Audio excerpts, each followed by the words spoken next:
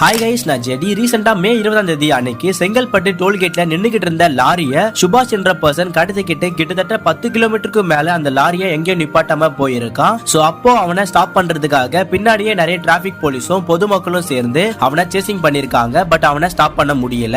ஒரு கட்டத்துக்கு அப்புறம் அவனே ரோடுக்கு சென்டர்ல இருந்த பேரிகேட்ல இடிச்சு லாரியை ஸ்டாப் பண்ணிருக்கான். உடனே அங்கிருந்து தப்பிக்க ட்ரை பண்ணும்போது பொதுமக்கள்லாம் சேர்ந்து அவனை புடிச்சு சம்மடி அடிச்சிருக்காங்க. அதுக்கப்புறமா போலீஸ் அவனை அரெஸ்ட் பண்ணி கூட்டிட்டு போனதுக்கு அப்புறம் தான் அவரை பத்தி நிறைய நியூஸஸ் பேக் டு பேக் வெளியே வந்துச்சு. நெல்லையை சேர்ந்தவர் தான் சுபாஷ். இவரு 2012லயே மனநலம் பாதிக்கப்பட்டிருக்காரு. அப்போ அவருடைய அம்மா தான் அவரை பார்த்துக்கிட்டு அவரை குணமடைய வச்சிருக்காங்க. அதுக்கப்புறமா ஒரு பிரைவேட் ஆம்னி பஸ்ல டிரைவரா 2 வருஷமா ஒர்க் பண்ணிட்டு இருந்திருக்காரு. அப்போ அவருடைய பஸ்ல வந்த ஒரு பேசஞ்சரோடைய மொபைல் காணாம போயிருக்கு. சோ அப்போ இவர் தான் அந்த மொபைலை திருடனதா சொல்லி இவரை அந்த ஒர்க்ல இருந்து தூக்கிட்டு இருக்காங்க. அதுக்கப்புறமா அவருடைய அம்மா கிட்ட போயிட்டு நான் திருடலமான்னு சொல்லி அழுது இருக்காரு. அண்ட் திரும்பவும் அவரு பழைய மாதிரியே மனநலம் பாதிக்கப்பட்டிருக்காரு. அப்பவும் அவருடைய அம்மா தான் அவரை பார்த்துக்கிட்டு அவரை திரும்பவும் சரி பண்ணி விட்டு இருக்காங்க. பட் அதுக்கப்புறம் அவருடைய அம்மா இறந்துடுறாங்க.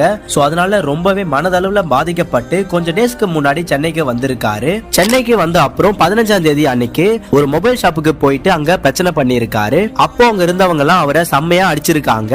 அடுத்ததா 17ஆம் தேதி அன்னைக்கு ஊரப்பாக்கம் ரயில்வே ஸ்டேஷன்ல இருக்கிற டீ ஸ்டாலுக்கு போயிட்டு அங்கேயும் பிரச்சனை பண்ணிருக்காரு. சோ அப்போ அங்க இருந்த பொதுமக்கள் எல்லாம் சேர்ந்து அவரை அடிச்சிருக்காங்க. அதுக்கப்புறமா தான் நம்ம இன்ட்ரோல பார்த்த லாரி கடத்தல் சம்பவம் பண்ணிருக்காரு. சோ இப்போ ரீசெண்டா இவருடைய கேஸை விசாரிச்ச செங்கல்பட்டு நீதிமன்றம் இவரு மனநலம் பாதிக்கப்பட்டிருக்கிறதுனால இவரை கீழ்பாக்கம் ஹாஸ்பிட்டல்ல அட்மிட் பண்ண சொல்லியிருக்காங்க. சோ இந்த கேஸை பார்க்கும்போது ஒரு விஷயம் மட்டும் நல்லாவே புரியுது.